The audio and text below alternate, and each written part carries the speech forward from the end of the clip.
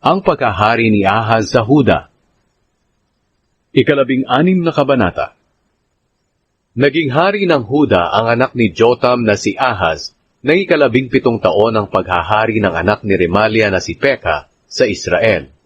Si Ahaz ay 20 taong gulang nang maging hari. Sa Jerusalem siya tumira, at naghari siya roon sa loob ng 16 na taon. Gumawa siya ng masama sa paningin ng Panginoon na kanyang Diyos, hindi katulad ng ginawa ng kanyang ninuno na si David. Sumunod siya sa pamumuhay ng mga naging hari ng Israel, at kahit ang kanyang anak ay inihandog niya sa apoy. Ginaya niya ang mga kasuklam-suklam na ginawa ng mga bansang pinalayas ng Panginoon sa pamamagitan ng mga Israelita.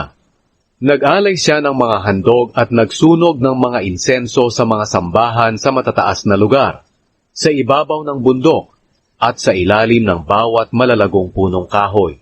Nakipaglaban sina Haring Rezin ng Aram at Haring Peka ng Israel kay Ahaz.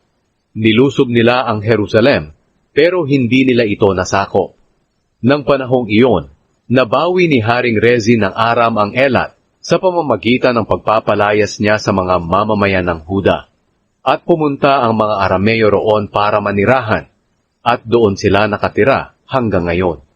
Nagsugo ng mga mensahero si Ahaz para sabihin kay Haring Tiglat-Pileser ng Assyria, "Lingkod mo ako at kakampi.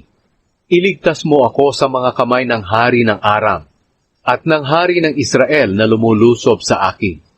Kinuha ni Ahaz ang pilak at ginto sa templo ng Panginoon at mga kabangyaman sa palasyo, at ipinadala ito bilang regalo sa hari ng Assyria. Pumayag ang hari ng Assyria sa kahilingan ni Ahaz, kaya nilusob niya ang Damascus at sinakop ito. Dinala niya sa Kir ang mga naninirahan dito bilang mga bihag, at pinatay niya si Rezin. Pagkatapos, pumunta si Haring Ahaz sa Damascus para makipagkita kay Haring Tiglat-Pileser ng Assyria. Nang naroon na siya, may nakita siyang altar, kaya pinadalhan niya ang paring si Oraya ng plano ng altar, kasama ang mga detalye sa paggawa nito. Gumawa si Oraya ng altar ayon sa plano na ipinadala ni Ahaz, at natapos niya ang altar bago makabalik si Ahaz galing Damascus. Pagdating ni Haring Ahaz mula sa Damascus, nakita niya ang altar. Lumapit siya dito at nag-alay ng handog na sinusunog at handog na pagpaparangal, at ibinuhos niya sa altar ang handog na inumin, at winisikan ng dugo ng hayop na handog para sa mabuting relasyon. Pagkatapos tinanggal niya ang lumang tansong altar na nasa presensya ng Panginoon. Ito ay nasa pagitan ng bagong altar at ng templo ng Panginoon, at inilagay niya ito sa bandang hilaga ng bagong altar. Inutusan niya ang paring si Oraya, "Gamitin mo ang bagong altar para sa pag-aalay ng mga handog na sinusunog tuwing umaga, at mga handog ng pagpaparangal sa Panginoon tuwing gabi. Gamitin mo rin ito sa pag-aalay ng mga handog na sinusunog at handog ng pagpaparangal ng hari at ng mga tao, pati na rin ang kanilang mga handog na inumin. Iwisik mo sa bagong altar ang dugo ng handog na sinusunog at ng iba pang mga handog. Pero gagawin kong lugar na aking dalanginan ang tansong altar." At ginawa nga ng paring si Oraya ang lahat ng iniutos ni Haring Ahaz sa kanya. Pagkatapos, inalis ni Haring Ahaz ang mga dingding ng kariton at mga planggana na nasa ibabaw nito.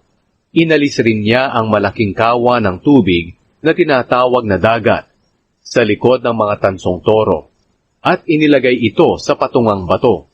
Para masiyahan ang hari ng Assyria, inalis ni Ahaz sa palasyo ang bubong na ginagamit kung araw ng pamamahinga, at isinara ang daanan ng mga hari ng Huda papasok sa templo. Ang iba pang salaysay tungkol sa paghahari ni Ahaz at lahat ng ginawa niya ay nakasulat sa aklat ng kasaysayan ng mga hari ng Huda. Nang mamatay si Ahaz, inilibing siya sa libingan ng mga ninuno niya sa lungsod ni David, at ang anak niyang si Hezekiah ang pumalit sa kanya bilang hari.